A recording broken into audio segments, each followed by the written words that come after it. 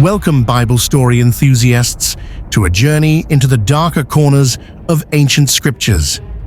Today, we're counting down the top 10 most sinister villains of the Bible. From power-hungry kings to deceptive serpents, these figures left a trail of chaos and destruction. Get ready to dive deep into their infamous stories and uncover the lessons hidden within their wickedness. Kicking off our countdown at number 10, King Ahab and Queen Jezebel. We have a 2-for-1 special, King Ahab and Queen Jezebel. This royal duo from the book of 1 Kings plunged Israel into idolatry and moral decay. Ahab, weak and easily swayed, allowed his Phoenician wife Jezebel to introduce Baal worship on a grand scale.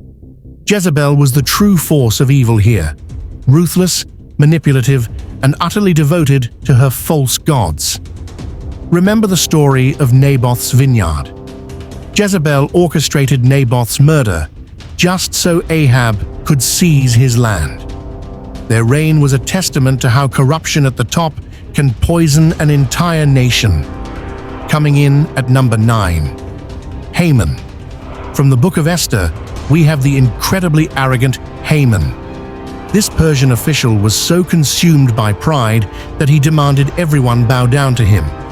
When Mordecai, a Jew, refused, Haman concocted a genocidal plot to exterminate all Jews in the Persian Empire. His hatred was boundless, and his plan was meticulously evil. But as we know, God works in mysterious ways, and Haman's gallows, intended for Mordecai, became his own undoing. A vivid example of how pride comes before a fall. Moving to number 8, Abimelech. At number 8, we find Abimelech, the son of Gideon, from the book of Judges. If you want a masterclass in ruthless ambition, look no further. To secure his power, Abimelech murdered all but one of his 70 half-brothers on a single stone. His reign was marked by violence and treachery, ultimately leading to his own ignominious death. Abimelech stands as a stark reminder of the destructive nature of unchecked power and fratricide. Halfway through our list, at number 7, Cain. The very first murderer in the Bible, Cain, takes our number 7 spot. From the book of Genesis, his story is one of jealousy, anger, and ultimately cold-blooded murder. When God favored Abel's offering over his own, Cain's rage simmered until he lured his brother into a field and killed him. This act established a pattern of human sin and violence that echoes through history. Cain is the original villain, demonstrating humanity's capacity for evil right at the dawn of creation. Next up, at number 6, Goliath. While not evil in the same manipulative sense as others, the sheer terror and intimidation he brought earns Goliath the number 6 spot. This Philistine giant from 1 Samuel was a formidable warrior, mocking God's people and striking fear into the hearts of an entire army for 40 days. His sheer physical dominance and blasphemous taunts made him a terrifying antagonist, until a young shepherd boy named David stepped forward. Goliath represents the overwhelming obstacles we sometimes face and the courage it takes to confront them.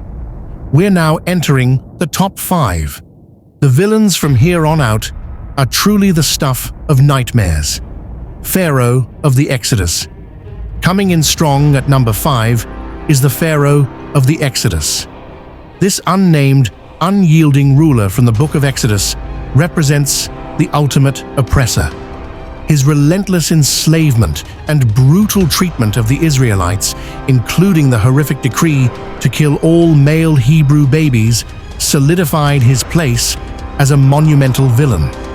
His hardened heart, despite witnessing 10 plagues of increasing devastation, shows a stubborn resistance to God's will that led to immense suffering for both his people and the Israelites. At number 4, a truly terrifying figure, King Herod the Great.